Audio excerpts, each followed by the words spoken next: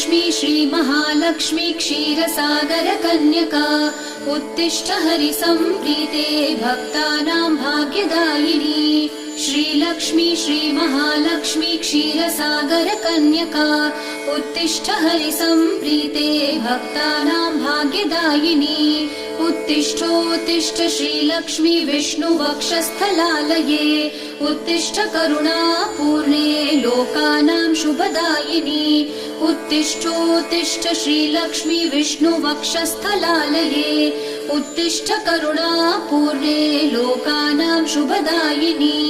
श्रीपद्ममध्यवसिते वरपद्मनेत्रे श्रीपद्महस्तचिरपूजितपद्मपादे श्रीपद्मजातजननी शुभपद्मवक्त्रे श्रीलक्ष्मी भक्तवरदे तव सुप्रभातम्।